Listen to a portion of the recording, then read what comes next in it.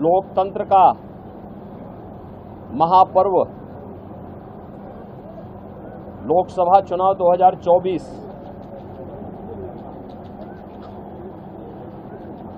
अंतिम चरण का चुनाव आज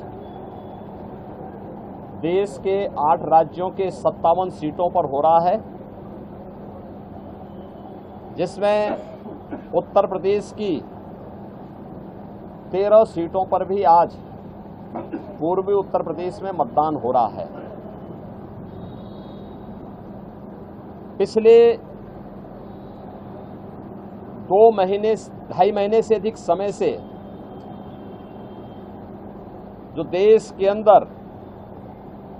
आम जन की आकांक्षाओं को पूरा करने के लिए जनता जनार्दन की जो अपेक्षा थी उसके अनुरूप विभिन्न राजनीतिक दलों ने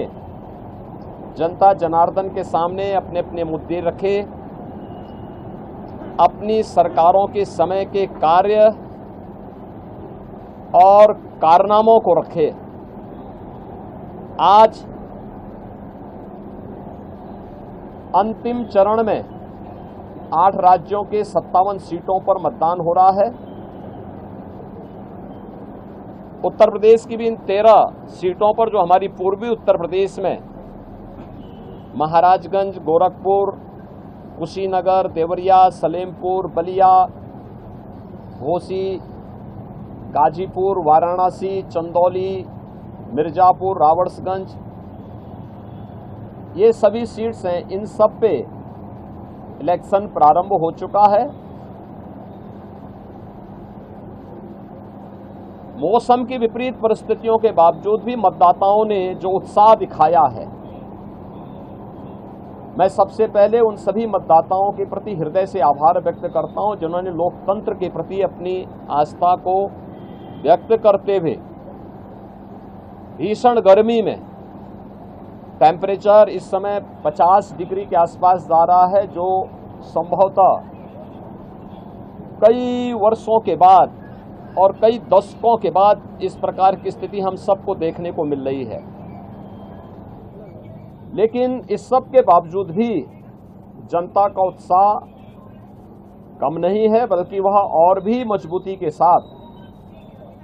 देश के अंदर नई सरकार गठन करने के लिए सरकारों के कार्यों का, कुछ सरकारों के कारनामों का अवलोकन करते हुए आज उसका मूल्यांकन कर रही है और उसके अनुसार मतदान भी कर रही है। हमारा मानना है कि देश के अंदर जो समर्थन प्राप्त हो रहा है उसको ध्यान में रखते हुए हम कह सकते हैं कि 4 जून को जब जनता जनार्दन का फैसला आएगा तो देश के अंदर आत्मनिर्भर और विकसित भारत के लिए विरासत भी और विकास भी, गरीबों के प्रति संवेदना भी, युवा पीढ़ी के उज्जवल भविष्य, जिन लोगों ने और जिन पार्टियों ने, जिन सरकारों ने काम किया है उसको पूरा आशीर्वाद प्राप्त हो रहा है और जनता को सुखद अनुभूति होगी, देश को सुखद अनुभूति होगी कि मोदी जी एक बार फिर से प्रचंड बहुमत के साथ सरकार बनाएंगे। उत्तर प्रदेश इसमें अपनी भूमिका का निर्वहन करेगा पूरी मजबूती के साथ। 10 वर्ष में बदलते हुए भारत को 7 वर्ष में डबल इंजन सरकार के द्वारा एक नए उत्तर प्रदेश का दर्शन कराया है, जिसमें सुरक्षा और विरासत के साथ साथ विकास के एक नए युग में उत्तर प्रदेश ने प्रवेश किया है। यह एक सुखद अनुभूति उत्तर प्रदेश वासियों के लिए, यहाँ के युवाओं के लिए, यहाँ के किसानों के लिए, यहाँ की बहनों और माताओं के लिए, बेटियों के लिए, व्यापारियों के लिए, समाज के प्रत्येक तबके के लिए सबका साथ और सबके विकास की भावना के साथ मोदी जी के नेतृत्व में जो कार्य हुआ है, मुझे लगता है कि जनता जनार्दन का वह आशीर्वाद मोदी जी को, भारतीय जनता पार्टी को पूरे देश के अंदर प्राप्त हुआ है, हो रहा है। और आज 7वें चरण में भी पूरे देश के अंदर जो उत्साह देखने को मिल रहा है। अभी प्रातःकाल मौसम बहुत सुहावना है। इस सुहावने मौसम का आनंद लेकर के मैं मतदाताओं से अपील करूंगा कि हमें अब जाति, मत और मजहब से ऊपर उठ करके अपने देश के उज्जवल भविष्य के लिए एक आत्मनिर्भर और विकसित भारत की जिस संकल्पना को मोदी जी ने आज़ादी के अमृत महोत्सव वर्ष में देशवासियों को दिया है, उसको साकार करने का समय आ गया है, जिससे भारत आज जो देश की सबसे बड़ी, दुनिया की सबसे बड़ी उभरती हुई अर्थव्यवस्था है, यह आगामी 3 वर्ष में दुनिया की तीसरी बड़ी अर्थव्यवस्था, 2047 तक भारत को दुनिया के विकसित देशों की श्रेणी में खड़ा करके हर एक नागरिक के जीवन में खुशहाली लाने के लिए कार्य किया जा सके। जनता जनार्दन का आशीर्वाद इस दृष्टि आज भारतीय जनता पार्टी को प्राप्त हो रहा है और हमें पूरा विश्वास है कि 4 जून को फिर एक बार मोदी सरकार प्रचंड बहुमत के साथ आकर के आत्मनिर्भर विकसित भारत की संकल्पना को साकार करने का कार्य करेगी। देखिए, प्रधानमंत्री जी ने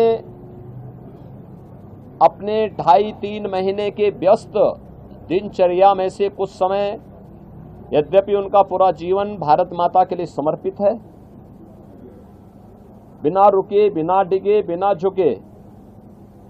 उन्होंने 10 वर्षों से भारत की सेवा की है और देश के हित को सर्वोपरि मानते हुए दुनिया के अंदर भारत का सम्मान बढ़ाया है। मोदी जी की यह आराधना एक आध्यात्मिक आराधना, यह आध्यात्मिक आराधना राष्ट्र आराधना है। भारत माता के इस चरणों में वह एक आराधना है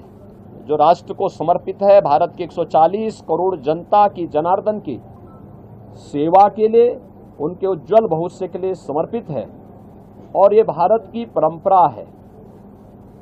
जो लोग भोग में लिप्त हैं, भ्रष्टाचार में लिप्त हैं, अनाचार दुराचार में लिप्त हैं, वे लोग आध्यात्मिक आराधना के महत्व को नहीं समझ सकते। आध्यात्मिक आराधना को समझने के लिए भारत और भारत जैसा मन चाहिए। भारत की सनातन मूल्यों और आदर्शों के प्रति निष्ठा का भाव चाहिए। जिनके मन में भारत के प्रति आस्था का भाव नहीं है, भारत के सनातन मूल्यों और आदर्शों की ध्वजियां उड़ाना जिन्होंने अपने जीवन का उद्देश्य समझ लिया था और जिनके कारनामों से जनता उनको बार बार ठुकराई है, वे लोग मोदी जी के इस ध्यान साधना